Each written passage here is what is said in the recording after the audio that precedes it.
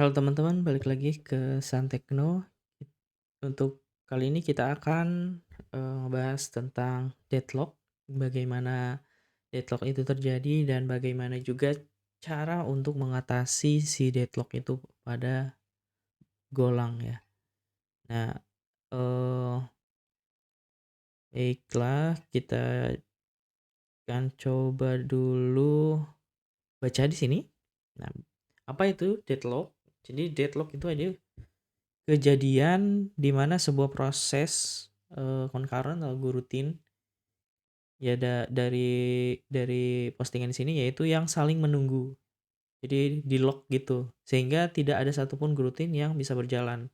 Misalkan ketika kita membuat banyak gurutin, terus di dalam function yang dipanggil oleh gurutin tersebut melakukan lock, tetapi pada saat gurutin menjalankan function itu, lock-nya itu tidak di-release atau tidak di-unlock. Sehingga pada saat gurutin satu mengakses, terjadi lock, terus gurutin yang kedua dan ketiga dan selanjutnya, dia juga terdapat variabelnya yang masih di-lock. Sehingga dia menunggu gitu.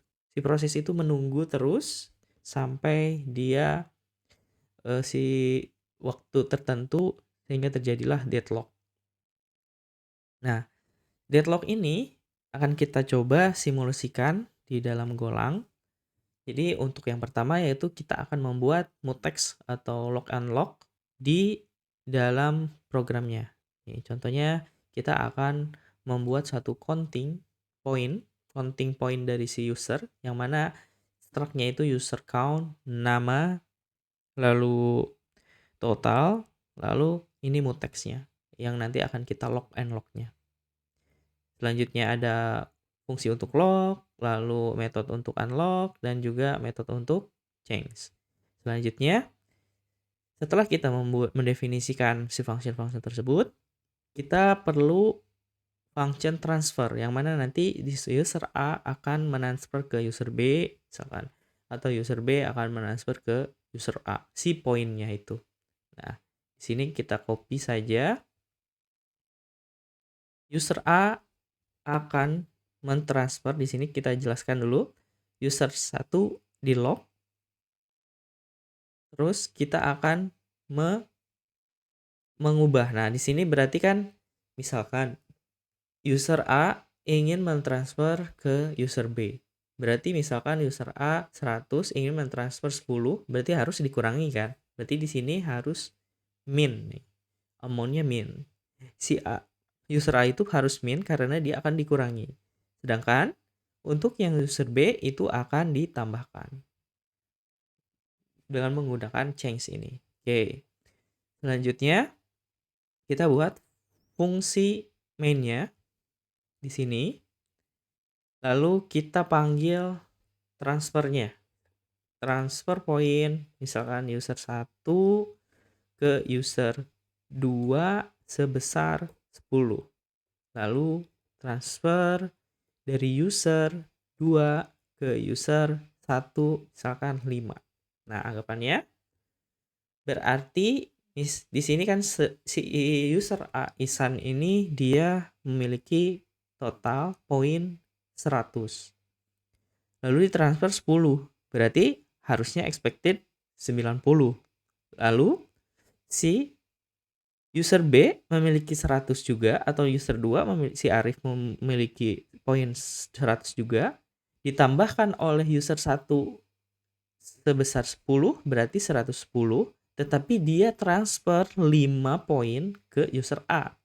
Sehingga si Arif ini, user 2, 100 dikurangi 5 karena dia mengirim 5 dan dia memiliki penambahan 10 dari Ihsan. Begitupun si Ihsan. Si Ihsan dia ngirim 10 berarti menjadi 90. Lalu dia dapat 5 dari Arif. Jadi 95. Nah, expect-nya berarti 95 dan 105. Kita jalankan di sini. Goran. Kita proses log. Maka terlihat si Ihsan ada 95 dan Arif ada 105. Ini ketika kita menggunakan atau memanggil fungsi fungsi biasa tanpa gurutin. Nah, di sini pada percobaan pertama kita hanya mengirim saja nih. Mengirim atau mengeksekusi proses tanpa gurutin. Nah, di sini juga tadi yang pernah saya jelaskan yaitu akan expected-nya Ihsan memiliki 95 dan Arif memiliki 105. Kita lihat user Ihsan memiliki 95 poinnya dan Arif memiliki 105. Selanjutnya, kita akan mencoba menggunakan gurutin. Jadi pada function main yang tadi kita tinggal menggunakan go di depannya pada transfer point, pada pemanggilan fungsi transfer point, go seperti ini. Nah, maka ini sudah terhitung menggunakan gurutin. Maka nanti harusnya berjalan berbarengan. Kita coba jalanin. Oh, kok 100 nih? Terus ini tidak mengeluarkan datanya nih. Lalu kita lihat lagi. Oh, datanya langsung keluar. Ininya data langsung keluar tetapi lockingnya tidak sesuai. Nah, berarti ini terjadi deadlock atau tidak terjadi ada beberapa yang kelock dan ada beberapa yang tidak keluar. Nah, di sini ada penjelasannya. Terjadi kesalahan. Kenapa ini terjadi? Karena deadlock. Nah, bisa kita bedah nih, kenapa perhitungannya berbeda? Misalkan nih, di saat user Ihsan melakukan transfer, maka terjadilah lock nih.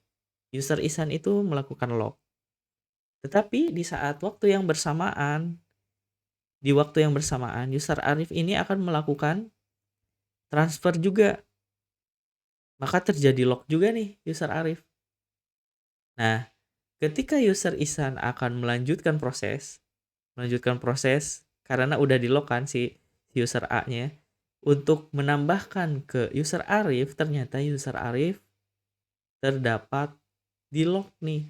Karena di gurutin yang kedua, si Arif ini lagi di lock.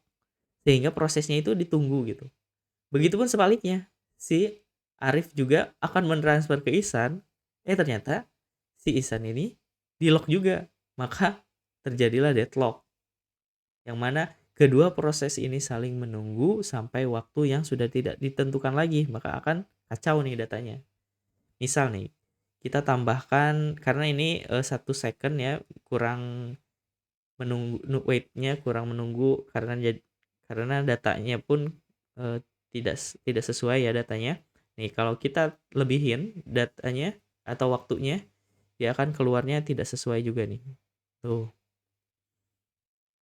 Dia tidak akan mengurangi dan tidak juga menambahkan karena dia menunggu gitu, saling locking. Atau kita coba kasih time slip juga di sini agar kita tahu agar si gurutin ini langsung kita jalankan dan menunggu proses dari gurutinnya. Karena ini prosesnya 1 second, kita anggap aja tiap prosesnya 1 second kan, berarti kita tunggu 3 second. Nih, di sini akan terlihat 90 sama 95.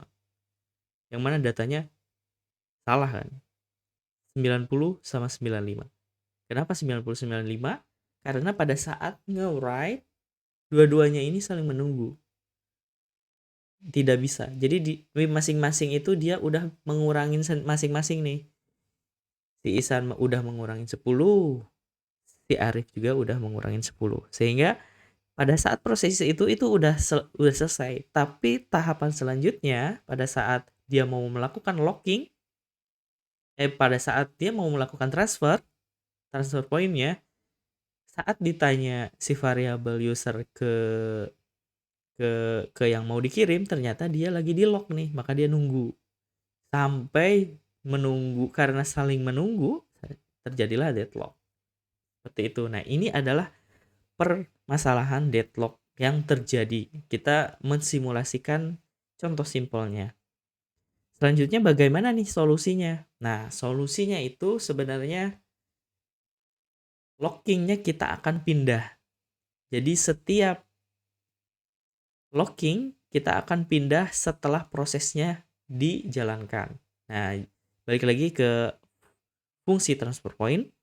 Transfer point ini kita simpan unlock-nya itu setelah proses user yang kedua berjalan. Nah, sehingga di sini akan terjadi deadlock. Nah, ini akan tidak terjadi deadlock ketika si masing-masing unlock-nya itu dipindah ke setelah perubahan lockingnya terjadi. Perubahan si datanya terjadi terhadap si variabel itu. Nah, misalkan kayak gini. Jadi, saat user Isan mengurangi data, mengurangi poin, maka dia kalau sudah selesai akan di-unlock. Selanjutnya, begitupun si user 2, misalkan si Isan, ketika dia udah merubah datanya, merubah poinnya, maka langsung di-unlock. Nah, ini akan menjadi solusi ketika terjadi deadlock. Yuk, kita jalankan. Tunggu prosesnya. Nah, maka hasilnya pun sama seperti yang tadi tanpa gurutin. Mau coba lagi, kita jalanin, kita tunggu. Nah, datanya pun akan sama. Nah, inilah solusi untuk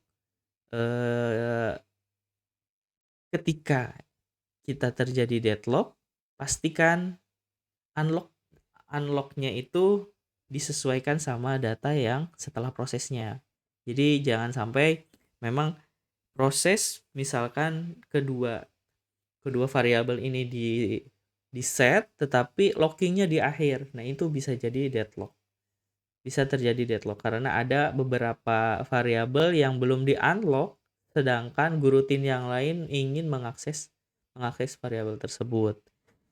Jadi, nah perlu poin-poin yang paling utama terhadap locking ini yaitu kita harus tahu kapan kita akan melock, kapan kita akan unlock si satu variabel tersebut sehingga tidak akan terjadi deadlock. Oke, segitu saja tutorialnya. Thank you. Jangan lupa lihat-lihat lagi atau subscribe YouTube kita di channel Santekno. Thank you. Bye.